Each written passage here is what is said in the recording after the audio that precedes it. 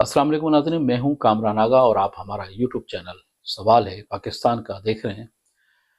नाज़रीन कराम, भारत और चीन में एक बार फिर कशीदगी की वजह है वो इलाका जो तुर्बत के इलाके में है, और चीन ने इसका नाम जंगनाम के नाम पे रखा है। और भारत का दावा है कि ये इलाका हमारा है और भारत ने इस पर कब्जा भी कर रखा है, और चीन बार बार इनको तंबीह कर रहा है कि ये एरिया हमें दे दिया जाए। और चीन जब भी आपको पता है ऐसे मामलात करता है तो भारत को बड़ा फेंटी पड़ती है, और चीन जो है उन पे हावी है। तो इंडिया का अब ये सूरत हाल है। इंडिया की एक और ख़बर है कि इनका जो तैयारा था टेंजिस, इसकी जो 12 बिलियन का सौदा हुआ था, और जब इनका ग्राफ गिरा और तैयारा गिरा, उसके बाद जो एक ही ममालिक ने ये सौदा किया था वो उसने भी ये सौदा कैंसिल कर दिया। तो इनकी जो है इकोनॉमी का ये सूरत हाल हो गई है। नाज़रीन हम जाफ़र एक्सप्रेस पे एक बार फिर हमला हो गया। जाफ़र एक्सप्रेस पे हमला बोलान के इलाके में हुआ, पहाड़ी इलाके में हुआ है जहाँ से ये ट्रेन गुजरती है। इसमें फायरिंग की गई, मगर खुशकिस्मती से किसी जानी नुकसान नहीं हुआ। नाज़रीन कराम, जाफ़र एक्सप्रेस ये वाहिद एक्सप्रेस है जो कि सिंध और पंजाब से होती हुई बलूचिस्तान आती है। जाफ़र एक्सप्रेस से बार बार टारगेट की जाती है, और इसमें कोई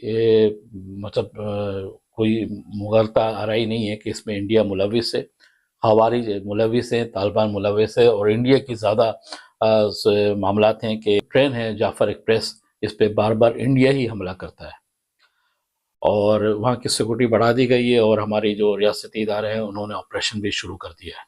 इसके अलावा नाज़रीन कराम, एक ख़बर ये थी कि जो FC हेडक्वार्टर पर जो हमला किया गया था, उसके जो दिफाई मरकज़ है ये, और इस पे जो हमला हुआ था इसके जो दहशतगर्द हैं वो पकड़े गए थे। उनमें से जो एक दहशतगर्द है साजिदुल्लाह, इसने बड़े हैरत अंगेज़ इंकशाफात किए, और इसने बताया कि किस तरह से जो है तालिबान एंगेज करते हैं और किस तरह से रेकी की जाती है, फिर कैसे सूरत हाल होती है, जैकेट कहाँ बनती है, कैसे पहनाई जाती है, लोकेशन कैसे दी जाती है, सहूलतकारी किस तरह से की जाती है, ये सारी डिटेल इसने बताई है। और इस पे जो है हमारी एजेंसी जो है वो काम कर रही हैं, और इंशाल्लाह ये ख़वारिजों और दहशतगर्दों का कमा कमा पाकिस्तान से ज़रूर होगा। नाज़रीन इकराम, तहरीक इंसाफ ने 26 नवंबर को एहतजाज की कॉल दी थी, मगर ना इस्लामाबाद में कोई बंदा निकला, ना रावलपिंडी में निकला। इस्लामाबाद में 8 से 10 बंदे आए, और उन्होंने फौरी तौर पे सिर्फ फोटो सेशन कराया 2-4 बैनरों के साथ, उसके बाद ही वो गायब हो गए। रावलपिंडी में कोई ऐसा एहतजाज सामने नहीं आया, तो पाकिस्तान के किसी भी जो सूबे में ऐसा कोई एहतजाज सामने नहीं आया। इनकी लीडरशिप गायब थी, इनके कारकुनान गायब थे। और हाँ, खैबर पख्तूनख्वा जहाँ इनकी अपनी हुकूमत है वहाँ पे एहतजाज हुआ, क्योंकि ज़ाहिर है वहाँ तो हुकूमत थी इनकी। तो जो 26 नवंबर का जो एहतजाज था तहरीक इंसाफ का, वो बिल्कुल ही ज़ीरो पे चले गया।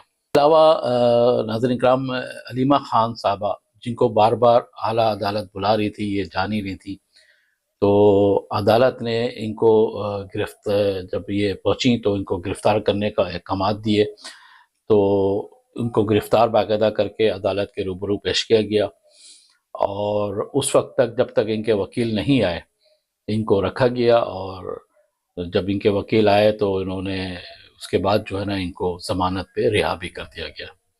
तो पहले ही कानून की बात मान ली जानी चाहिए थी।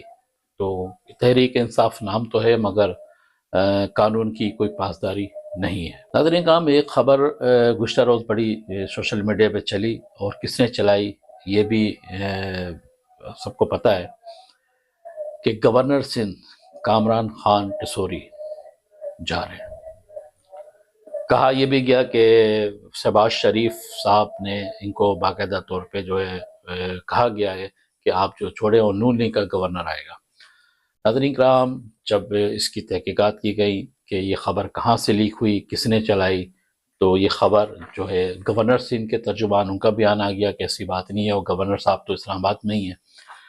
और जो शहबाज शरीफ साहब के तर्जुमान नून लीग के तर्जुमान हैं, उनका भी आ गया कि शहबाज शरीफ साहब ने ऐसी कोई बयान नहीं दिया, और ये बिल्कुल फेक खबर थी, اور اس کو مخصوص ایک طبقہ ہے اس نے چلائی ہے، اور میں کہ جب یہ ایم کیو ایم کے ساتھ جب اتحادی بنے تو باقاعدہ یہ فارمولہ طے کیا گیا تھا کہ governor Sindh M Q M کا ہی ہوگا، اور اس پہ کوئی رد و عمل نہیں ہوا۔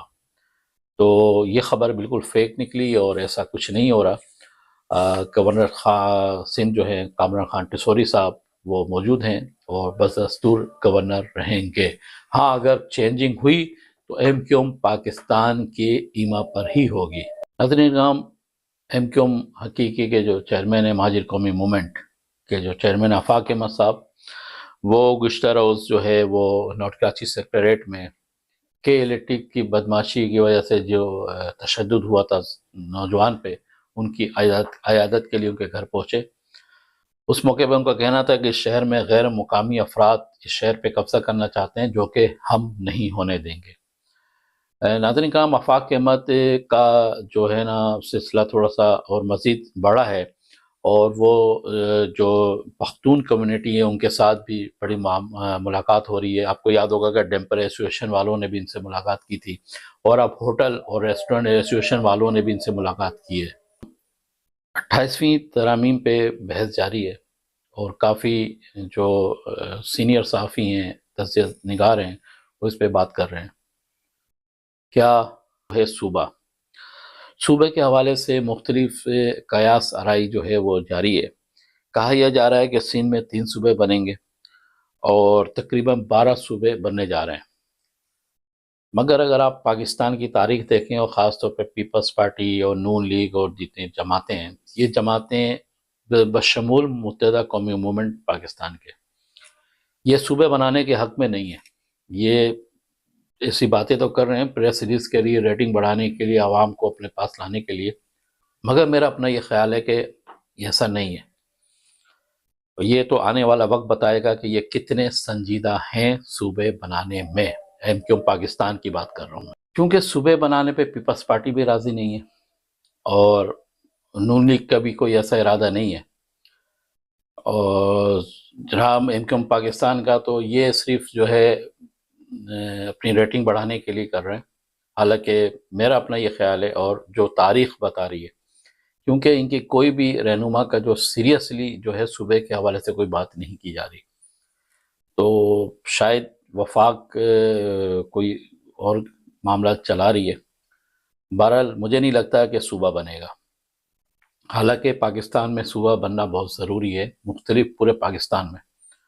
اگر صوبہ بنے گا تو ایڈمنسٹریشن میں بڑے اچھے معاملات ہوں گے، بہتر ہوگا، اچھے اقدامات ہوں گے، مگر کیونکہ سیاسی جماعتیں ہیں اپنے معاملات دیکھتی ہیں، ان کو فنڈ سے مطلب ہے، ان کو اپنے فیملیز جو باہر بیرون ملک گئے ہوئے ہیں ان سے مطلب ہے، ان کو کرسی سے مطلب ہے، ان کو اقتدار سے مطلب ہے، ان کو عوام سے تو کوئی ہے ہی نہیں۔